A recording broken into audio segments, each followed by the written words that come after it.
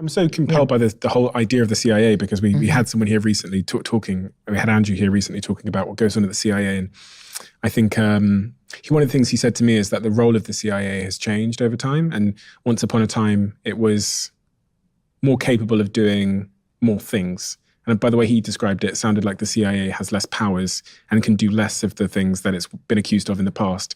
I think it's been accused of killing the president here by some people, or being involved in the assassination of one of the presidents here.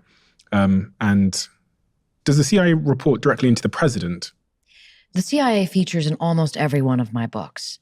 The most sort of comprehensive look I did at the CIA was a book called Surprise, Kill, Vanish, which is about the CIA's paramilitary. And once I reported that, I understood that there are actually two very distinct components of the CIA. There's the sort of Central Intelligence Agency, the primary human. It's called human intelligence. And there's analysts and there's espionage. And then there's the paramilitary organization, which was set up in 1947 specifically to go against the Russian version of itself, sort of to do the darkest, dirtiest, nastiest operations that we had to because the Russians were. And so, you know, the CIA is a giant organization with a lot of tentacles. And I think it's important to speak, at least for me, having reported on many of these different programs. You know, Area 51 covers the aerial espionage element of the CIA, the science and technology. The CIA was responsible for putting the first satellite in space, the Corona program. Dr. Bud Whelan, who I interviewed for Area 51, remarkable intelligence, surveillance, and reconnaissance programs. And then you have the paramilitary operators, the trigger pullers, the snake eaters, the individuals who, you know, find, fix, and finish people. That's a euphemism. The teams that do that. But I prefer to speak very specifically on programs because I find it's the most responsible or the most factual way for me to stick to a certain lane of the agency because it is so vast. It's interesting as well because when you think about the books you've written, I think how many have you written now? 6 or 7? 7 books in total. The subject matter of your books are all the basis of a lot of conspiracy theory, if that makes sense. You know, you've written about Area 51 and this thing called Operation Paperclip and the Pentagon and now nuclear bombs and the CIA, all these kinds of things, which are the basis of many of the conspiracy theories that I hear about. So you've got a very unique perspective on the world because you've had the privilege and the access of interviewing some of the most interesting people that are closest to these very interesting subjects. What are some of the things that you've come to learn that you once thought were just conspiracy theories? I mean, conspiracy theory is such a loaded word, and I think it's too bad that it's used as a catch-all to kind of dismiss a lot of curiosity, because curiosity is important, right? And curiosity leads toward reading. I mean, I couldn't be a bigger fan of reading or listening to educating yourself. I mean, things have really changed in terms of audio. Like you can listen to a podcast and learn a lot. You can listen to an audiobook the same way that you used to have to read them. And so to just call things conspiracy theories, I find to be intellectually thin, right? It's just too easy. And it's also very self-righteous.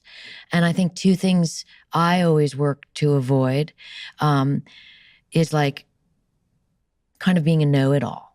And I am around a lot of know-it-alls because people who become experts in subjects and maybe they don't get as much attention as they think they deserve tend to become a little bit of self-righteous know-it-alls.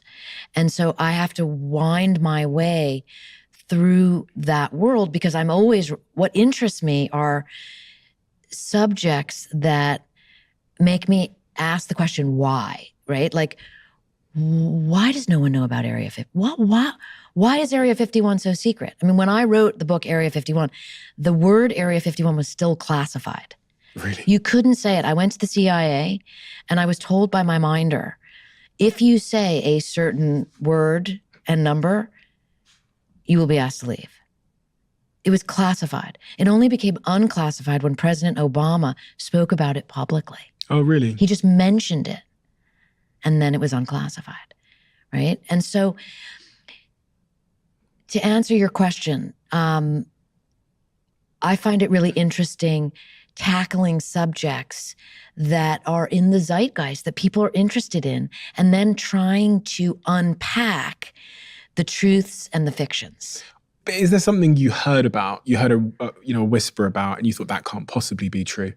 And then after doing a little bit of investigative researching and journalism, you discovered that it actually was true and you were blown away. And I say that in part because I lived much of my life thinking that a lot of these subjects, Area 51, the CIA, this idea that there's all these spies and they're doing all of this stuff. And I thought a lot of it was just internet rumors and, certain people who have, they have like the silver foil on their heads and they're just like, whatever. And then I had the privilege of speaking to some people on this podcast and just out there in the world who confirmed that a lot of the things I once thought were tinfoil hat stuff is actually true.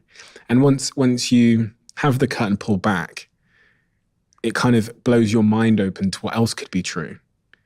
And I'm a person that kind of like needs evidence and logic, and I'm not going to believe something because I saw it on like an Instagram post or a story or a Telegram community. But my mind's been blown, especially over the last couple of years, about how some of these things that people consider to be conspiracy theories are actually very true. Have you had those moments in your career? Oh, absolutely. But I mean, you can really drill down on this stuff and figure out the thematic element of what's going on and then the specifics. And I'll give you an example. Like in Area 51, I learned about something called strategic deception, which is a CIA concept, okay? And this plays into conspiracy theories. And when you come across something, maybe having this information I'm about to tell you will help you go, okay, let me look at it in terms of these two lanes. So it goes like this. The CIA was building spy planes out at Area 51. The U-2 spy plane, which was going to spy on the Soviet Union in the 50s from above and figure out whether they were preparing for nuclear war. And the plane was built at Area 51 because no one could know about it. It flew at 70,000 feet. It was out of range of any surface-to-air missiles. I interviewed the first man who flew over the Soviet Union in a U-2, Hervey Stockman. And he took pictures with these massive CIA cameras that, came back to the agency. It was wet film and allowed the CIA to understand what was actually going on the ground in Soviet Russia. It was photographing military bases. So the spy plane was being built and it was so secret, like only the president knew about it. At the same time, nuclear weapons were being exploded next door, right? So Area 51 and then over at Area 23 was where the bombs were going off. And I was interviewing all the engineers who were building the spy plane. And Bob Murphy was one of the lead engineers, and he told me this story about strategic deception. So he and others would go to the ranch, that's what they called Area 51, then they'd fly back to Burbank, California, where they all lived for the weekends to be with their families. And they would take this shuttle back and forth. And one day, they went to a big party the night before, and Bob Murphy got drunk. He was not a guy who gets drunk, but he got drunk. He missed the shuttle. And he was like, oh my God, I'm going to lose my job. I'm in trouble. And he opens the doors, how he described it to me, to go out and deal with this. And there's an FBI agent about to knock on the door. And the guy turns white as a ghost because Bob Murphy was supposed to be on that flight. So he was on the flight manifest and it crashed into Mount Charleston on the way there and everyone was dead. Okay. So that is just a dramatic thing to begin with, but here's how it ties up with strategic deception.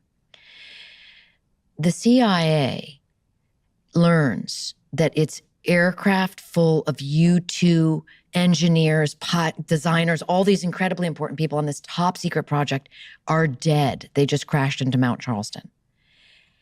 What are they going to do? How are they going to keep this secret? All the news stations are racing up to the top of the mountain to try to get to the crash site. oh my God, the project's going to be blown open. What are we going to do? So they quickly rope off the areas. They do the damage control to the best that they can. But they're spinning, and I have all the declassified documents from that part of it, learning how worried they are. There's almost no doubt the project's going to be revealed. The U2 program is going to be no more, because once the Soviets know about it, it's off. And instead, the press comes up with a story. The press reports that it's all these atomic scientists working on this secret new weapon. They just completely make this up, in essence, right? It's this new weapons project. And that's what they're all doing. Who knows who put what bug in someone's ear? And so that's the story that comes out. And the CIA is like, perfect. And the story explains that there are two kinds of strategic deception. There's cover, when you say, like Bob Murphy said to his wife, I'm just an engineer working out there on some television systems. That's cover. That was his cover. He didn't say, I'm working on the U-2 spy plane. And then there's disinformation, when the press reports that the crash was full of a bunch of atomic engineers working on a secret weapons program. And those are both kinds of strategic deception. And so you begin to realize that there is a purpose behind a lot of information coming out into the public. And the CIA often uses that to its advantage. And so whenever a situation happens, you have to say to yourself, is this really what happened? Or is it covering up something else? And then, of course, you have to put your rational person hat on, and you can't just imagine what the true story might be. You have to actually find it and report it. Does the CIA, I think in the UK it's called MI5 or MI6, MI6 I think is the equivalent. Does MI6, all of these sort of special secret service agencies around the world, do they work with the media? That's a totally separate podcast. We could talk forever, because there's history of the CIA. And I'm not an expert on foreign intelligence agencies as much as I am on the United States. But by all means, there's a long history of the CIA working with journalists, reporters, authors, to put information there. I mean, there's almost nothing that the CIA hasn't done, to my eye. The question is, reporting it in the context of how that's happening. I write about in the Pentagon's brain, if you want a little homework, and you go into the back and in the index and look up brainwashing. And there's a long story where I explain exactly how this happened in the 50s with what ultimately an element that became known as the MK Ultra program. Okay, so like MK Ultra was a real program, and it had a lot of sinister components to it. Is it everything that, certain groups of people that sometimes get called conspiracy theorists say that it was? No, but there are threads of truth in it. And if you reverse engineer the brainwashing concept from the back, you will see what I'm talking about. And I think it's a very interesting story, because it actually involves the head of the CIA, a guy called Alan Dulles, and his son, who got brain damaged in Korea, whom I tracked down and interviewed for that book. Spoiler alert. If you love the Diary of a CEO brand and you watch this channel, please do me a huge favor. Become part of the 15% of the viewers on this channel that have hit the subscribe button. It helps us tremendously, and the bigger the channel gets, the bigger the guests.